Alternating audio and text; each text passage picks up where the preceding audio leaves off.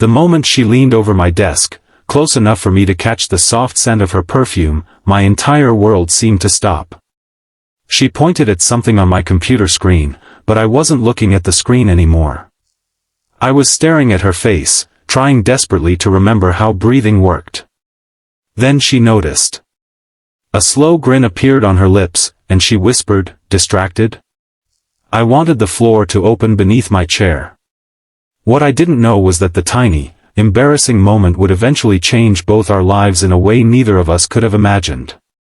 Before we continue, if you've ever believed that one unexpected moment can change everything, please take a second to like this video, share it with someone who needs a little hope, and subscribe to Ripple of Kindness for more stories about second chances, unexpected connections, and the moments that remind us there is still goodness in people. Her name was Emily. She worked 3 desks away from me in the marketing department, and for almost 8 months, I had perfected the art of pretending she didn't affect me. Every morning, I arrived early, made coffee, opened my laptop, and promised myself I would focus on work. Then Emily would walk through the glass doors carrying her coffee, smiling at everyone, and somehow my carefully organized morning would disappear. She wasn't just beautiful. She was kind in a way that made people feel seen. She remembered birthdays, stayed late to help struggling co-workers, and once spent 20 minutes looking for a lost earring belonging to an intern who was too embarrassed to ask for help. I admired her quietly because I had convinced myself that people like Emily didn't notice people like me. I wasn't confident. I had spent the previous year rebuilding my life after a painful breakup and a job I had nearly lost because I couldn't concentrate. My confidence had become something fragile, something I protected by never taking risks. So instead of telling Emily how I felt, I became the guy who fixed the office printer, brought extra pens to meetings, and occasionally made her laugh without admitting how much her laughter meant to me. Then came that afternoon. We were preparing a major presentation, and I had been working on a complicated spreadsheet for hours. Emily suddenly appeared beside my desk and said she had found something I needed to see. Before I could move my chair, she leaned across me and pointed toward a tiny mistake buried in one of the formulas.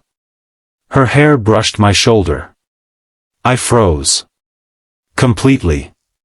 She looked at me, then at the screen, then back at me. Her grin widened as she asked if I was distracted. I laughed awkwardly and blamed the spreadsheet. She didn't believe me. For the rest of the day, I couldn't stop thinking about that smile. But something strange happened the next morning. Emily didn't tease me. Instead, she quietly placed a coffee beside my keyboard. On the cup was a small handwritten note, "For the guy who works too hard." I stared at it for several seconds. That was when I started wondering if maybe I had been wrong about everything. Over the next few weeks, Emily and I began talking more. Not dramatic conversations. Small ones. She told me about her childhood, her favorite songs, her fear of disappointing people, and how she hated thunderstorms even though she pretended not to. I told her about my failed relationship, my insecurities, and how terrified I was of starting over. One evening, after everyone else had left, Emily found me sitting alone in the office. I had just received an email saying the project I had worked on for months was being reassigned to someone else. I felt humiliated. I had worked harder than anyone, but somehow I still believed I wasn't good enough. Emily sat across from me and didn't offer some empty motivational speech. She simply listened. Then she told me something that stayed with me. She said that sometimes people confuse rejection with a verdict about their worth. Losing an opportunity didn't mean I had failed as a person. It only meant that particular door hadn't opened. I didn't realize how badly I needed to hear those words. From that night onward, something changed between us. We became friends first. Real friends. The kind who could sit in silence without feeling uncomfortable. She encouraged me to apply for another position in the company, one I had been too afraid to pursue. I helped her prepare for a presentation she was terrified of giving. Slowly, without either of us planning it, we became part of each other's lives. But just when everything seemed to be falling into place, Emily received an offer from another company. It was an incredible opportunity, the kind of promotion people waited years to receive. She deserved it. I knew that. Yet when she told me, my heart sank. I wanted to confess everything. I wanted to tell her that she had become the brightest part of my days, that her coffee notes had meant more than she realized, and that the woman who once made me freeze beside my desk had somehow become the person who made me want to become brave. But fear returned. What if I told her and lost her friendship? So I stayed silent. Her final day arrived faster than I expected. The office held a small farewell gathering. Everyone laughed, took pictures, and wished her success. I smiled along while feeling like I was watching someone slowly walk out of my life. After everyone left, I returned to my desk. There was an envelope waiting for me. My hands shook as I opened it. Inside was the same kind of small handwritten note she had left with the coffee months earlier. This time it said, "You really are terrible at noticing things." I looked up. Emily was standing near the doorway. She smiled and walked toward me. Then she reminded me of the afternoon she had leaned over my desk. She said she hadn't been showing me the spreadsheet. She had been trying to get my attention. I couldn't speak.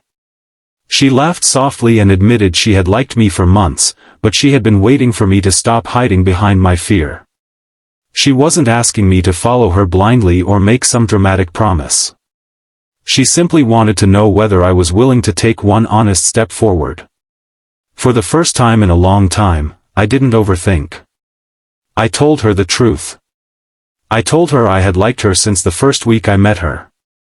I told her I had been afraid because I didn't think someone like her could ever choose someone like me. Emily's eyes filled with tears. Then she said something I will never forget: "I never needed you to be perfect. I just needed you to believe you were worth choosing." Months later, I accepted the position I had once been too afraid to apply for. Emily started her new job in another city, but we stayed close. The distance wasn't always easy, and neither was life, but we learned that love wasn't about finding someone who erased your problems. It was about finding someone who reminded you that you were strong enough to face them. Sometimes I think back to that afternoon at my desk. I remember freezing when she leaned over, remember her teasing smile, and remember how embarrassed I felt. But now I understand something. That wasn't the moment I fell in love with Emily. It was the moment I realized I had spent too long being afraid of my own life. Emily didn't save me. She simply gave me enough courage to save myself. And sometimes, the person who changes your life doesn't arrive with a grand announcement. Sometimes they just lean over your desk, point at something you failed to notice, smile, and wait for you to finally look up. If this story touched your heart, please support the video with a like, share it with someone who needs encouragement, and subscribe to Ripple of Kindness. Your support helps these stories reach people who may need a reminder that second chances are real. And before you go, comment, "I choose courage," if you've ever been afraid to take a chance on someone, something, or even yourself. Because sometimes the greatest love story doesn't begin when someone walks into your life. Sometimes it begins when you finally stop being afraid to look up.